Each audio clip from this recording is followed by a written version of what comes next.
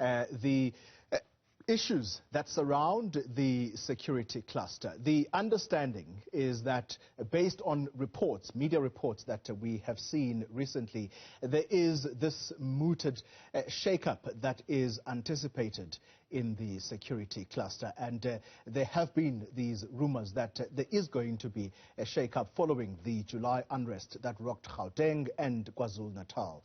Now, President Cyril Ramaphosa has received the draft report on government's response to the unrest. Today, I'm joined by Professors Lesiba Tifu.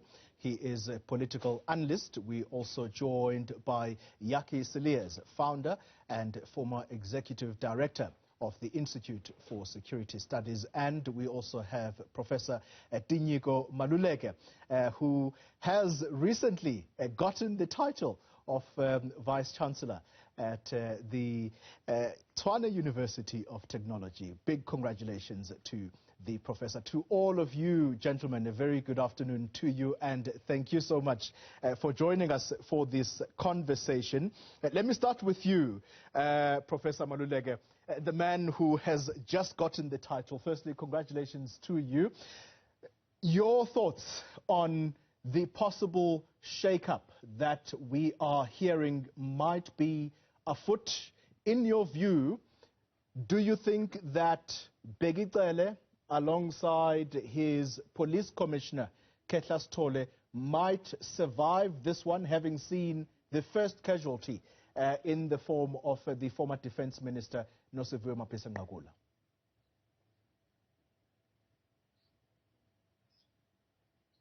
Well, let me start by accepting your congratulations and also clarifying that I haven't yet started that job. So I appear here to represent my own African shirt. That's fine. But those congratulations still stand, Prof. Thank you. Thank you very much. Well, look, I mean, Minister Begicele has proven to have many lives. He is a survivor of note in the current political goings-on of this country. I mean, he reminded the the hearings the other day that he was a commissioner, police commissioner, not so long ago. He didn't leave that post, covered in glory, but here he is now minister. So I wouldn't write him off as quickly. But that doesn't say much about how he did or did not perform throughout the July uprisings. I think he will survive in spite of not doing very well. He is likely to survive if the past is anything to go by, because certainly he and the commissioner did not cover themselves in glory. Of course, it was a very, very worrying moment in the country, because suddenly we discovered that we don't really have a tight security cluster, that the police commissioner and the minister of police do not seem to speak the same language. They're not singing from the same hymn book. So both of them, in a normal democracy, would probably be under pressure to be removed. But, this being South Africa, I can't vouch for that. Mm. Mr. Siliers, let me come to you. We have heard the testimonies of Ketla Stole, the police commissioner, and also recently, this week, in fact, it was the turn of the Minister of Police, Begicele, at the Human Rights Commission's inquiry. And having listened to the two, is it fair to conclude that there possibly is no relationship to speak of? And that relationship, I don't mean a personal relationship, I'm talking about a professional relationship. Is it fair to conclude that these two, their not seeing eye to eye has actually affected even their work? I think without a doubt. They are not collaborating, they are accusing and contradicting one another. They are calling one another effectively liars. And we also have a clear confusion about the role of a minister versus the head of a department, the executive head of a department. That is not only the case with police, it is also, I think, the situation with defense, and the intelligence community is a total mess. So I think that if something is going to happen, Commissioner Sithole has already been suspended as far as I know. I would guess because of the political weight that Minister Cele has with the President and politically that he will probably stay on. But it really is high time that we see some action to restore a degree of credibility within the security cluster broadly. Well, I think you've just disclosed something that we may possibly not have been aware of.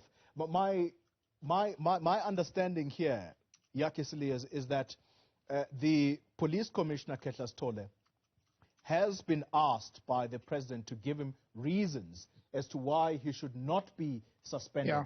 I'm not sure if we are at the point of suspension just yet. That is my own understanding. I speak under correction. I don't follow the exact details that happens in the police. But it's my understanding that he has been suspended. That I got from a statement that comes from, I think, EWN.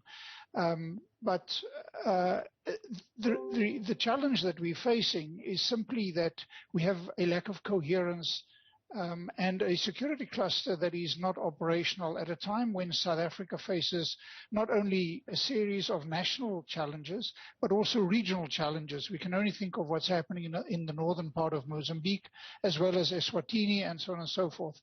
And the report that came out on, for example, on the Mufamari report on intelligence made it clear that we are effectively blind when it comes to understanding what is prospectively happening both in South Africa and in the region. We have an underfunded and understaffed and a hollowed out military, a police that basically only invests in VIP protection. It's had a budget increase of 66% over 10 years, and so on. So we really have serious challenges facing South Africa, given the levels of unemployment, inequality, poverty in South Africa. And the President really needs to take concerted action to bring stability to the cluster, because we are going to need the security agencies in the years that lie ahead. Yeah. Let's come to you, Professor Tefu. The panel that was established by the President in August on the back of the July unrest, that panel was to look into whether government responded appropriately, timeously, and in particular, whether or not the government there responded in a coordinated fashion. If we look at those three elements, do you think government met any of those? Yes, your question is getting me closer to where I exactly wanted to go. What exactly was expected of Khetla Sithole, Commissioner Sithole, and the Minister of Police? What did the nation expect? There is a question that we shy away from. Was there any instruction, written or otherwise, not to act, not to spill blood, not to take any form of action? That is a question that needs to be interrogated. There is a sense that there was a deliberate act on the side of the police not to act, implying that there was an advice accordingly. And to pretend otherwise at a later stage and point fingers at the two gentlemen, perhaps it's a bit unfair. This in and by itself is calls for investigation. Perhaps it should be topmost as far as the panel is concerned. Was there or wasn't there at least an instruction to that effect? Well, having said that... Go on, Prof. Okay, having said that, I'm glad the two colleagues went ahead. Let me go back to my friend Rinyego there and say he's right. Bheki Cele's a survivor, is a political heavyweight, and that's what counts most, rather than competence and ability. He wouldn't have qualified in any way had it been in any other country. Remember that 1 billion rand contract that was signed on the boot of a car? a billion rand in any other society. such a person would not have been considered for any other form of government position. That let's put that aside. Then you say, we come to the panel. Yes, let the panel be given a chance to see what it can do. But what happens to the reports? The reports are nothing but recommendations that are seldom acted upon, especially when there are potential political heavyweights who must fall by the wayside. Yeah. Well, talking about people who must fall by the wayside, Professor Maluleke, you've said that Bheki is a political survivor. I want to put a cat among the pigeons here and say, if the former head of intelligence, Arthur Fraser, survived in government, instead of being pushed out, he was pushed sideways, who's to say that Ketla Stole won't survive and merely be pushed sideways? Now, I'm not sure what a career policeman can actually do beyond being a policeman, but might he have or might he hold secrets that the president may not be comfortable letting him go if he fears that those secrets might be let out? Yeah, look, it is possible that that is the case, that Sithole is as tricky a character as Bheki is in terms of dealing with him. He certainly was not a very helpful witness, and he seemed quite clever in some of his answers. It was difficult to get a yes or no from him. And you know, both Cele looked like a minister who didn't have his generals around him, and Sithole looked like a general who was covered in protocols and rules and regulations that determine even whether he can greet his minister or not. So it is possible that he is a character that will be difficult to get rid of. But my sense is that Sithole will be relatively easier to deal with than Cele in this case. Of course, you know, what we have seen is that in this government, people never get thrown away. Maybe they take the Zulu expression, umuntu akalatwa, to the very extreme. Because what happens is that people just get shifted sideways most of the time, even in cabinet. And now we have become so accustomed to that. We clap hands and say something has been done when someone has been shifted sideways, when in fact, very little has been done. So it's possible that we will see both of them, including Sithole, emerging in other positions going forward. I sometimes wonder whether we are not degenerating into what the Greeks called a kakistocracy. That is, rule by the least competent. So you get the least competent people to rule you so that you can control them. Yaki Silias, let's come to you. And the question is about just how vulnerable are we? We're talking about the possible implications post the July unrest. If you read newspapers today, there's a report in the Sunday Times that talks about how the state security, or should I say, the security, the SSA funds, basically, that have been misused. And Bheki himself, at the Human Rights Commission hearings, stopping short of accusing the commissioner of the police of engaging in political activities as far as the use of these monies are concerned. In your view, just how vulnerable are we to see what we saw unfold in July repeating itself? I think we are very vulnerable. I think we have a carapace, a thin veneer of stability in South Africa at the moment that is, in a sense, assisted by the impact of the COVID lockdown. But South Africa, given our levels of inequality and poverty and unemployment, is in a very dangerous spot. Now, it'll take a decade or two to work ourselves, to grow ourselves out of these challenges.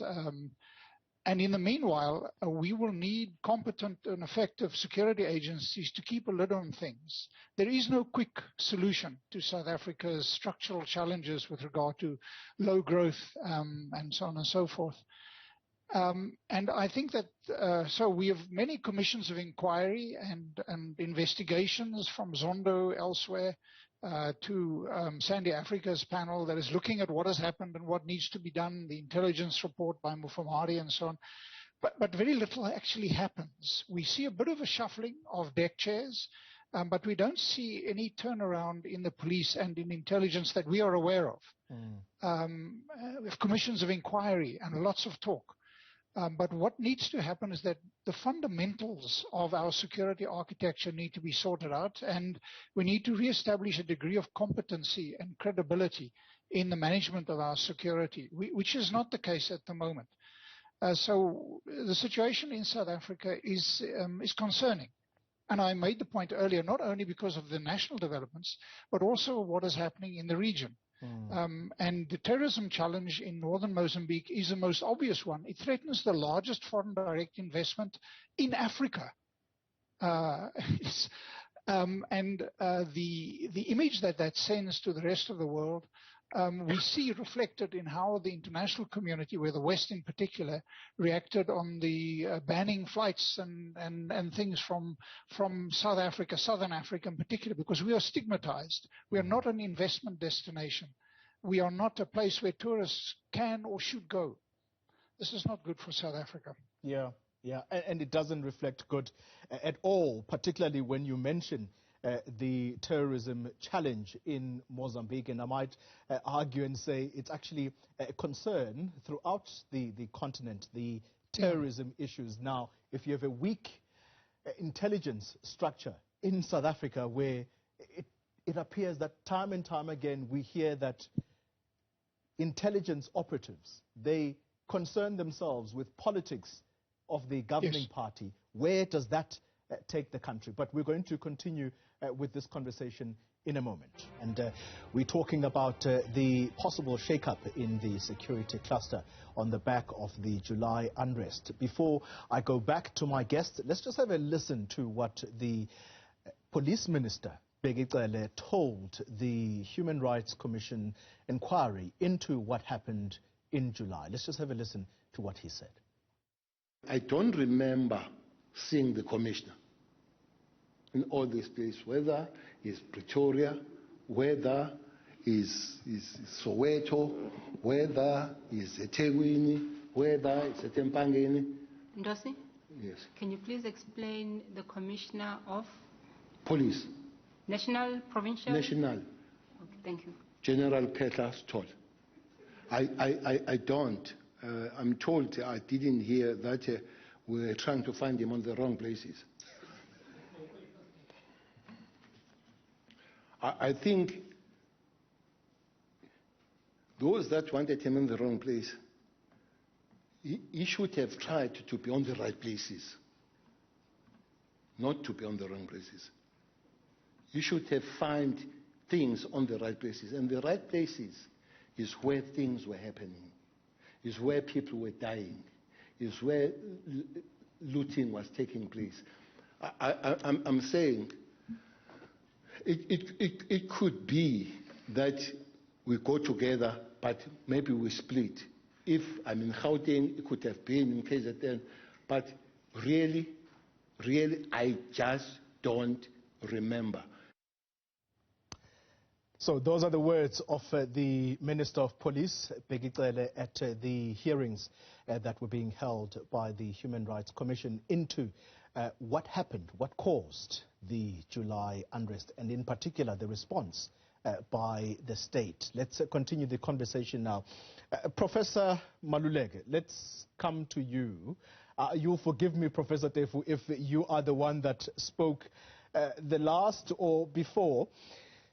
If the Minister of Police is to be believed, he clearly is aggrieved by the fact that his commissioner was nowhere to be seen on the ground. Now, I remember distinctly what the National Commissioner of the Police said, and that his was to take the bird's eye view and basically sit and coordinate things at the office. Where should the police commissioner have been if the minister is going to talk in the manner in which he is talking, where he simply says you were nowhere to be found? It's quite tragic, Toli, because we're talking about national security here. We're talking about a country that was engulfed in a looting spree whose ending was not very clear. We didn't know how long it would last, and we didn't know how deep it went in terms of the planning of it, if it was planned at all. Because our leaders were themselves in disagreement about what to call it. Some called it an insurrection, others called it economic sabotage, and many other terms. So for the Minister of Police to come out talking the way he does about the absence of the most important lieutenant in his team, he may think that he is, putting a shade on Sithole, which he is probably was doing, but it actually reflects badly on him, also as minister, that he could not find his commissioner when he needed his commissioner, and that tells you how bad things are. And the commissioner himself, when asked about his relationship with the minister, he always said, I relate to him in terms of the law. Of course, you have to relate to him in terms of the law, but that's not what we're talking about. We're talking about how you together failed or did not fail to deal with a problem that we're facing in the country. So, for me, I think that I wish our minister was as articulate in pointing out the solutions to our security problems that surfaced in July, as articulate about those as he was articulate about the absence or non-performance of his lieutenant, and not just him, because he also mentioned others. Well, the commissioner himself actually testified at these hearings. Let's not speak for the police commissioner, Kehla Sithole. Let's have a listen, in fact, to just some of what the police commissioner said at that commission. During the occurrence, I was not there. Like, for instance, during the occurrence or when the unrest was in progress, we were all deployed, and we had to attend to our command responsibilities. I was taking a bird's eye view, looking at the whole country. The provincial commissioner of KZN was responsible for KZN reporting to me. The provincial commissioner of Gauteng was looking at Gauteng, reporting to me and giving me reports. But all other 7 provincial commissioners, I gave them the instruction. They were also tied up to me and giving me situational reports. Professor Tefu, there is the National Commissioner of the Police. He says everyone was deployed, including himself. Yeah. Anything wrong with that? I don't think so. He says it's a pyramid. I was at the top of the pyramid. Those who were at the plateau were reporting to me. And I should report to the minister. The minister couldn't get me, and I couldn't get him either. But look, we can play semantics here, but the two gentlemen are not good for the country. No, they are not. It's about time something is done about it, right? In the interest of the security of the state, regardless of the interests of the political party, which tend to come first, unfortunately. Because if you look at it, It's not very complicated. From the tone of Becky, it reminds me of somebody who appeared at the Zondo Commission only to say, what I remember, I don't know, what I don't know, I don't remember. End of the story. Something like that. I'm sure you remember the gentleman, right? It's that type of rhetoric. But having said that, I think we are at a stage where we should concede that a realignment is necessary. And the ANC and the country is endowed with men and women of substance.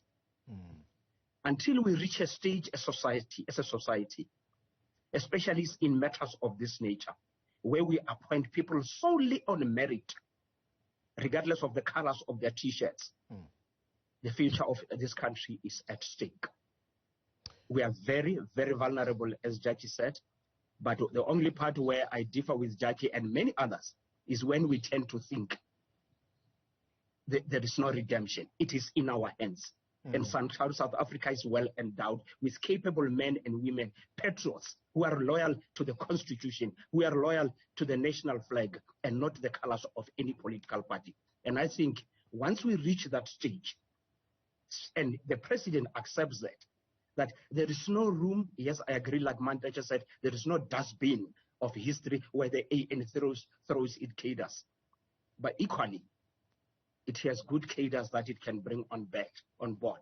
Yeah. And there are also patriots who are neither ANC, PAC, or AWB, but they are there to serve the country.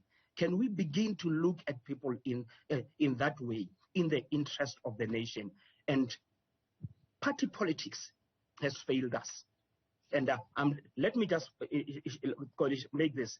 Look at how dire the situation is. If you look at today's papers, clearly, Becky's on his own. The generals go with Tole. Look at the newspapers today. Yeah. They say, we are ready to take him on, right?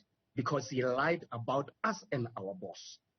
Do you still want to continue as a president with people like that? Take Sitole out, but you are not going to win those guys. You are not.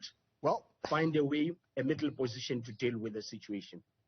What we're probably during this conversation, hopefully, we're going to get to a stage where we talk about when it is that the president ought to respond to this. But before we get there, Mr. Cilliers, as I come to you, let's just quickly have a listen to what the former defense minister told the HRC hearings on the July unrest. This was Nosiviwe Mapisa-Nqakula's contribution, at least some of what she said. Please assist the panel that about your experience about the colonel who's on the ground in KZN, okay, whose efforts were frustrated by the provincial commissioner Mkhwanazi. Could you please share that with the commission? Okay, all right. So we're elsewhere now. We are not where you said we are. Okay. What happened is this, even before we landed here, because obviously the situation is developing. So you want to know what is happening. And I'm informed that, Minister, we seem to be having a problem with the colonel who is deployed to KZN. So I want to know what is the nature of the problem. No, Minister, the colonel doesn't seem to be getting cooperation from the generals. The generals of? Of the subs. Okay. Now, in the defense force structures, a colonel is a very senior person. Yes. And in the structures of the defense force, if you talk people who are responsible for operations, it will be a colonel. Yes. Now, in the case of the South African police, from what I learned during that time, yeah, it seemed the generals had the, the authority. But in our case, you have a colonel deployed here. So if you look at that situation, the situation was such that the structures are not the same. So the general felt really they were not at the same level with the colonel. And therefore the cooperation was very minimal. cooperation very minimal. Let's remind each other that the panel that was established by the president was in part to look into whether the state responded in a coordinated fashion. Does that statement bode well for coordination, Mr. Cilliers? No, what that clip reflects is a complete breakdown in the appropriate role and function of military and police. Firstly, with all due respect, what are the ministers doing running operations down in KwaZulu-Natal? Where is the chief of the National Defence Force? Where is the National Police Commissioner? They should both be there in this situation. One can argue that because the political head, the minister, he's the political head. The operation should be done by chief of the National Police Commissioner or the chief of the National Defence Force.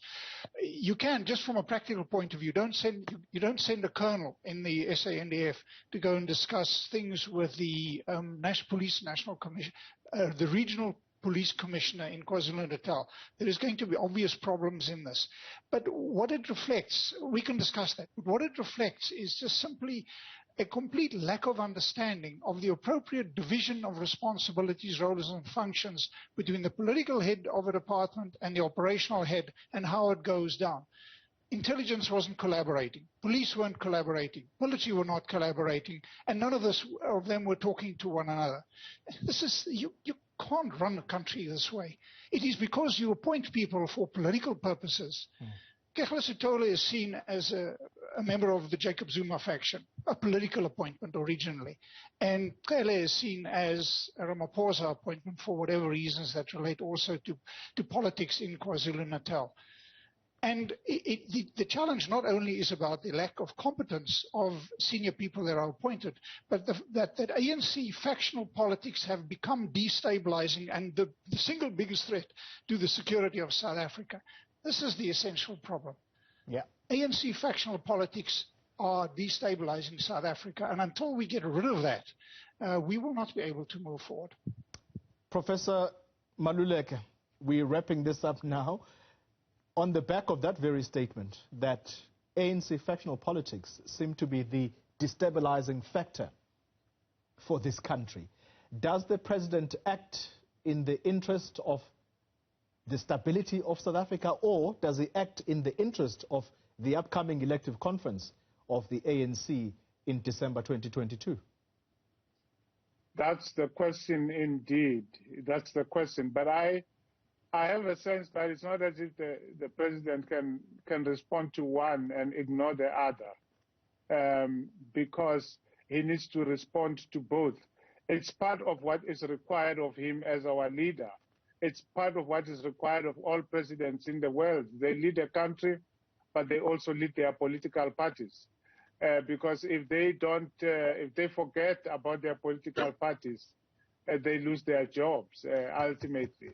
So he will have to answer both, but I hope that he will prioritize the country at this time, given the situations that we have just gone in. Look, Professor Tefo and Yaki were saying earlier that, we may have the wrong people in these portfolios, but I think it's deeper than that.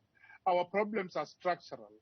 Our problems are also, so it's the relationship between the party and the government, the relationship between ministries, for example, as has been pointed out many times. And so we will have to address all those structural issues. You can change the actors, but as long as the script is the same, they are going to give you the same result. What we need is to change the script and reimagine the ministries in a manner that will not allow anyone to walk in and create a fiefdom. Because at the moment, I don't think the commissioner of the police realizes that he is not the minister of the police. And I also don't think the minister of the police realizes that he's not the commissioner of the police. Exactly. And that's part of our problem. That's just a disaster right there, what you've just described, Professor. Professor Tefu, yours is probably going to be the much shorter and quicker one, because we are going to have to close this conversation. When does the president act? How soon? How urgent is this matter? Very uncomplicated, my brother. Very uncomplicated. Meritocracy. Put merit at the center of everything that you do, including if there is a possible loss of power. But if you did what you did in the interest of the nation, the question like what we are discussing now, I think Nelson Mandela and others would never have found themselves in an invidious position because they knew the country comes first. One, Jacob Zuma was uncomplicated in his language. The ANC comes first. Cyril Ramaphosa is more learned and sophisticated and nuanced. But for him, the ANC can't collapse under his watch. Otherwise, Mapiza Ngakula wouldn't be in that position. Otherwise, many in his cabinet would not be there. But he has to manage the politics of the organization, factional politics, at the expense of the nation. And we have to be frank about it. Until we deal with that, South Africa is getting deeper and deeper into the quagmire. And there is no hope that things will be different. Unless, as Thinyoko speaks, Professor Maluleka speaks, structural change, reimagine South Africa with a possible new mix of actors, with the ANC among others, but not as the dominant party. Professors Lesiba Tefo, thank you very much for your time. Thinyoko Maluleke, also a professor, thank you very much for your time. And then, last but not least, the founder and former executive director of the Institute for Security Studies, Yaki Cilliers. That's where we are going to leave this conversation.